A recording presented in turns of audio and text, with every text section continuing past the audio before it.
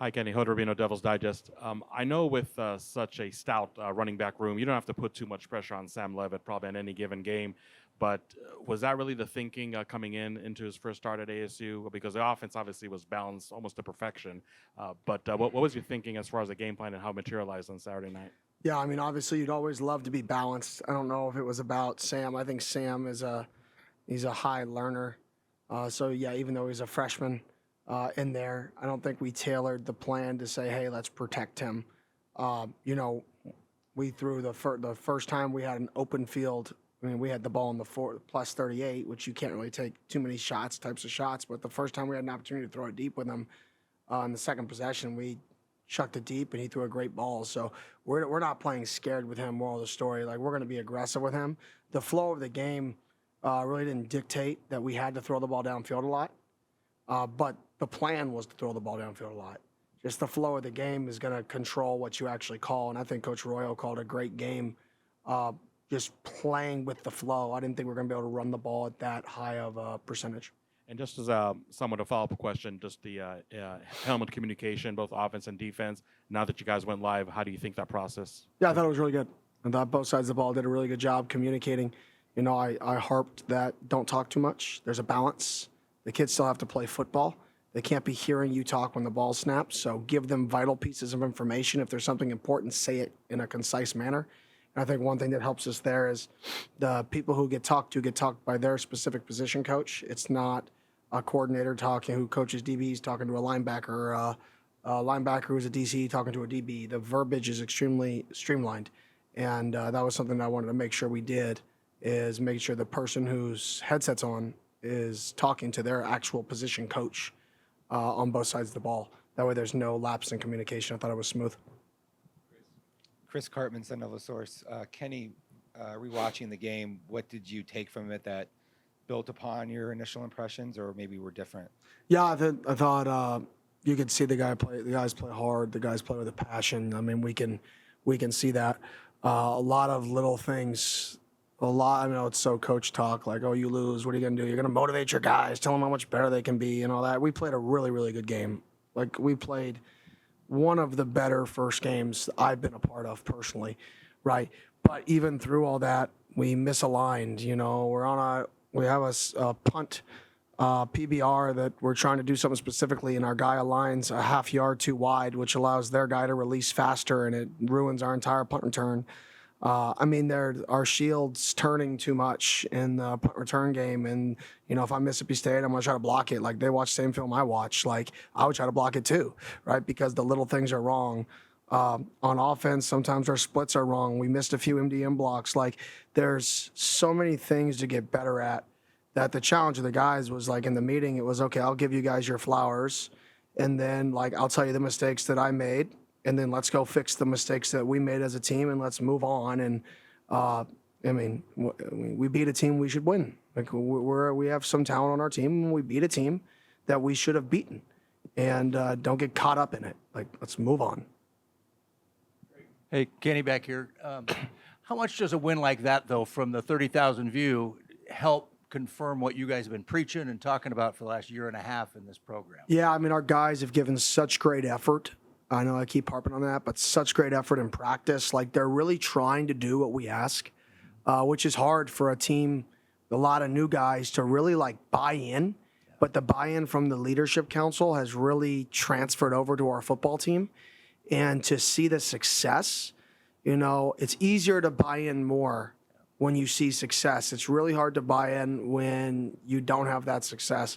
And so I think it was big for our guys to be like, man, maybe playing really hard and physical and all these hard practices, and the fact that a practice workload is a 570 and our game was a 465 and we practice harder than a game is, maybe all that stuff actually makes sense, right? Whereas it's harder to sell that vision unless you have the success. So I think the first week showed what it can be, but nobody signed up to play one game. I mean, like if we work that hard for one game, I'm in the wrong deal. We work too hard to play one game. So can we respond to that, and can we continue that level of work ethic and that level of passion? Passion, like that word, passion. Our kids are passionate. Does that passion die because we played well? Or does that passion just get stronger and stronger and stronger?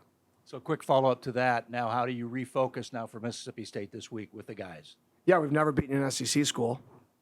Or SEC, we've never won an SEC game. I think that's one. So we have a chance to do something that the school's never done.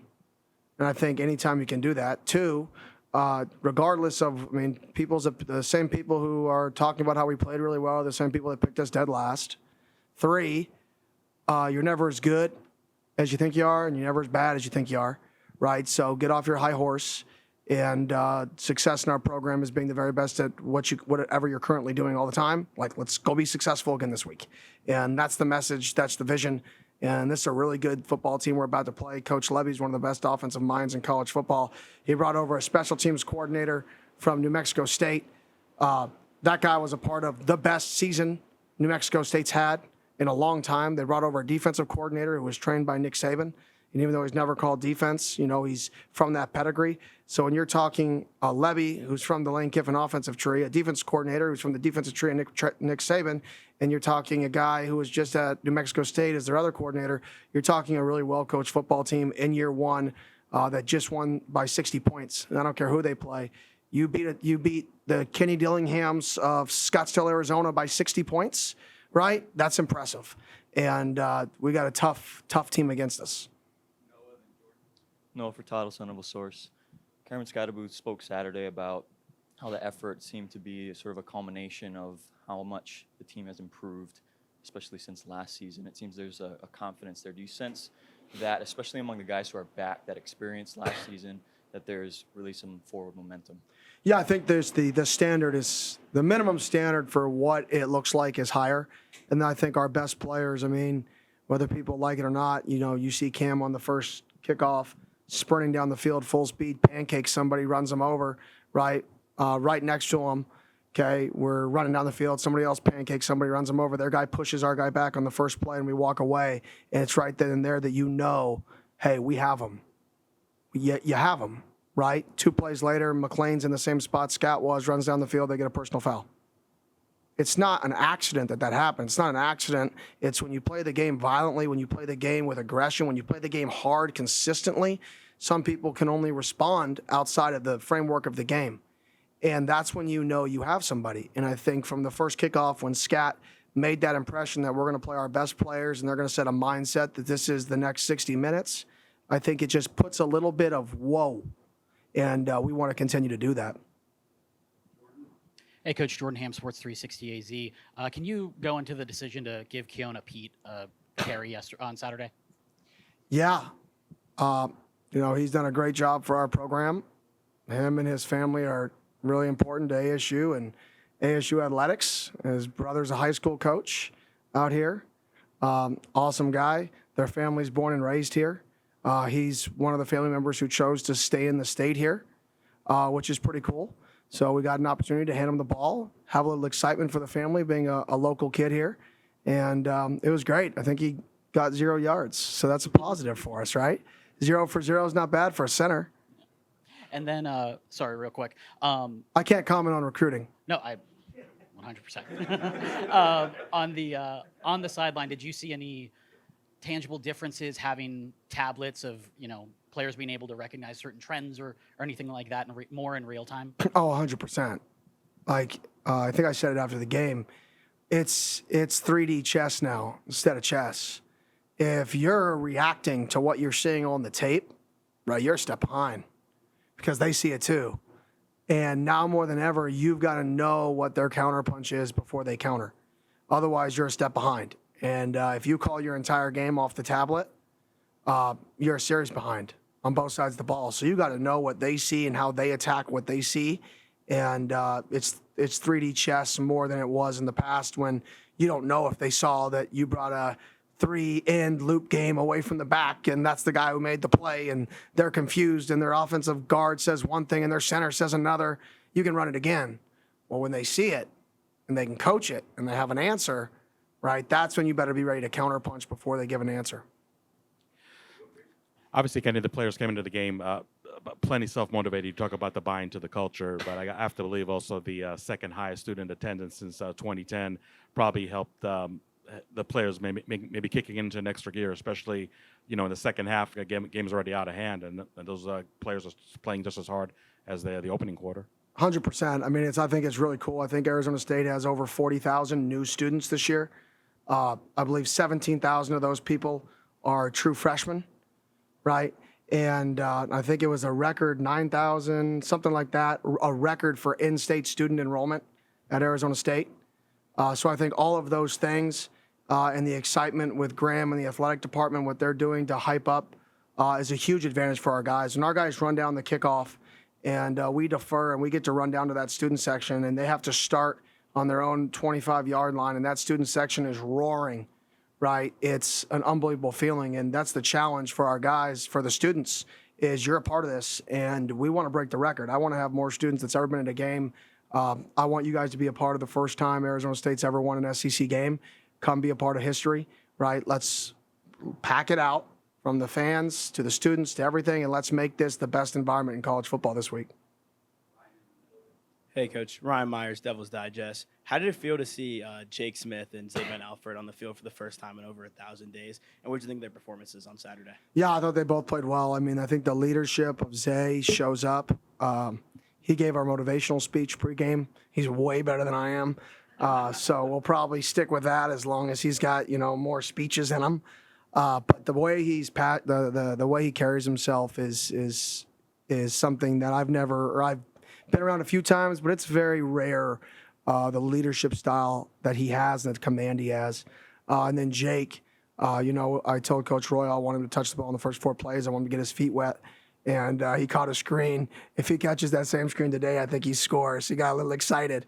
But the way that he could just go and naturally pick it back up and play was awesome. I think both those guys, I gave them both game balls because they're the definition of battling and adversity, 1,000 days without playing and just working. So those guys were 2 of the guys that got the game ball. Hey, Kenny, Arizona's family. Can you just kind of touched on late after the game on Saturday about the youth of Sam and how it's going to take time for him to still at least get some reps and still at least get some more time in game. How has it been at least beginning to at least process scheming against a guy like Blake Shapen, who has a whole lot of experience in college football at Baylor and now transitioning to an SEC school? What have you just seen from his play and what he did last week? Yeah, obviously that system is super quarterback driven. He came from a drastically different system. So this is a big change for him in terms of the style of play, the freedom they give their quarterback. They play at such a high tempo, very similar to the Rams with Jared Goff back in their Super Bowl year. They get up on the ball so fast, they're going to have 15 seconds to talk to their quarterback, 20 seconds sometimes to literally for Coach Levy to play quarterback in his ear. And even though it's game 2 in the system, they're going to be able to see our defense. They're going to be able to communicate, have a conversation with Coach Levy, and then Coach Levy can help get into good plays or not. And this is the first time I think he's been in a system where I know that's this free. And I think you could see how the success he had in this first week because it's free, and I think it fits his style. He's a plus athlete. He can make all the throws. So I think the combination of him and Coach Levy are why they put up 60-something points. Yeah, Kenny, you have SEC in your coaching history. I got in late. You may have addressed this already or may not have. I'm just curious, when you saw your journey through Auburn and SEC football, there's a perception out here that the SEC is the biggest and the best and all of that. I'm wondering what you took from your SEC time, and do you see that coming out here to the west part of the country, or is it just that's a culture they grow up in? Yeah, I mean, I think it's just that, they're smaller towns. So that's, what do you do on Saturday? There's not many distractions other than college football. And I think that culture is why the kids play so passionately down there. There's a lot of passion in their play because that's what everybody talks about. Nobody's talking about the Diamondbacks. Nobody's talking about the Suns. Nobody's talking about the Cardinals. It's Mississippi State Bulldog football. Like, it's go time.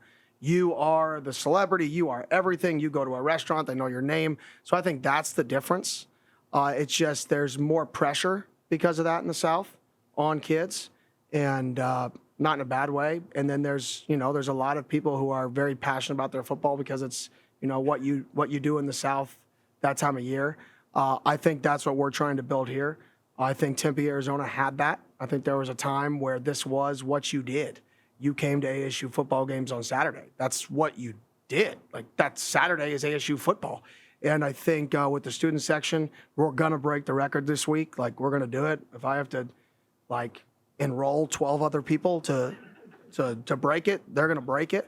I think that's the culture that we want to bring back here is it's so fun to be at an ASU football game, the excitement that our players feed off of it and that they know it matters. So I would say that's what we're striving for here. What did you take from your time there? I just took that. I took the everybody's so in. It's not like people just show up on Saturday and are excited. It's like everybody's in all the time, 24/7. Like it is all about sport. It's all about football. It's all about during that season. It's all about basketball. It's the athletes there, the school there is the community. And when you think of Tempe, I think of Arizona State. That is that. Right. And I think we can create that here, even though we're in a big city, because this wasn't always this big of a city not too long ago. So that's what I took from it is just the passion that people have about their teams.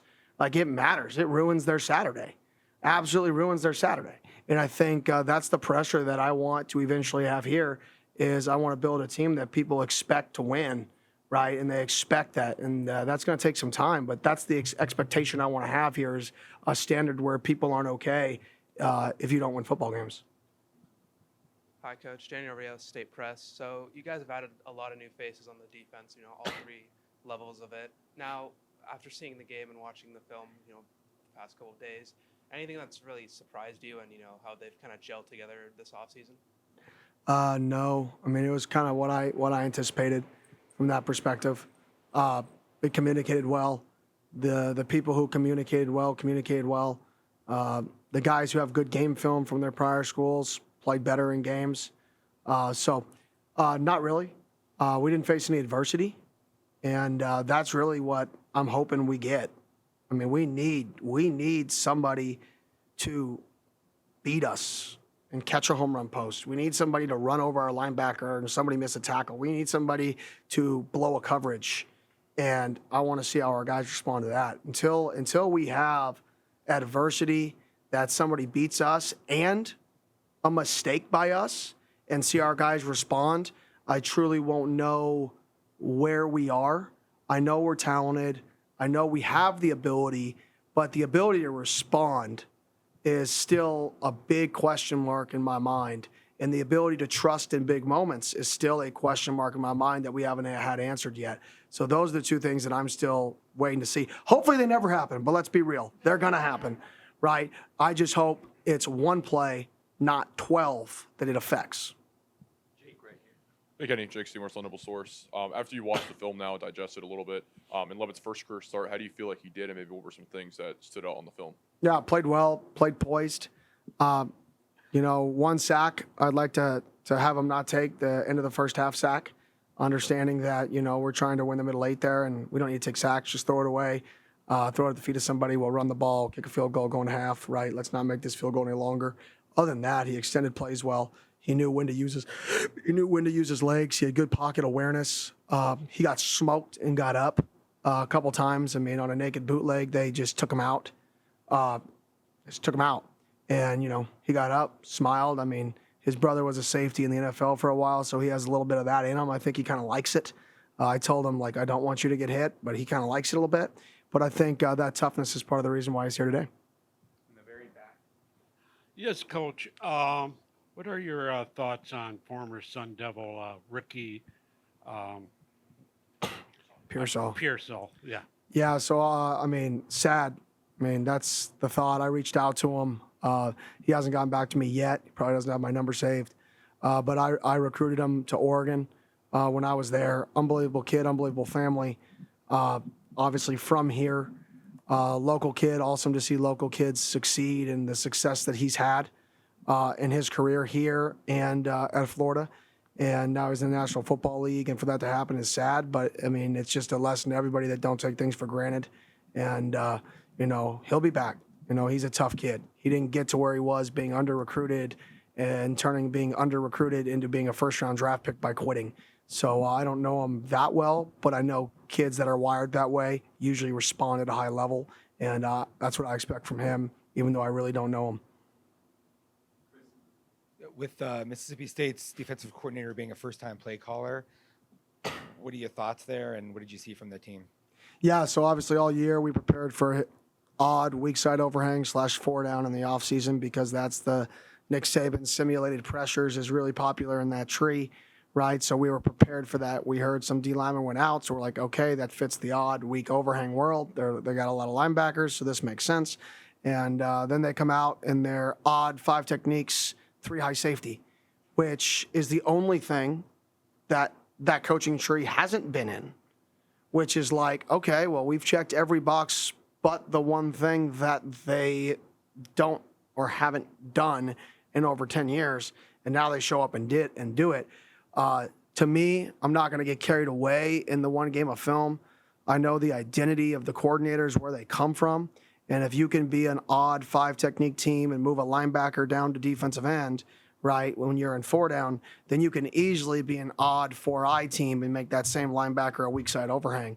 So we face so much 4-down in practice with our defense, and our defense blitzes more than, green grass, that we don't need to see much 4-down. So we just have to prep for odd weak overhang, odd 3 high safety, mix in some 4-down looks, but we've been seeing that for a while, 4-2-5 defense. So we've got to really prepare for the odd 3 high safety, the odd weak overhang, and I think that's the majority of what we're going to see. Hey, Coach. Aiden O'Neill, Walter Cronkite Sports Network. You talked about throughout fall camp the depth of the running back room, but I wanted to talk about Jason Brown Jr. in particular in the fourth quarter, providing a spark plug in a game that was kind of monotonous at points. Yeah, I hope it wasn't monotonous for our players, maybe for the fans.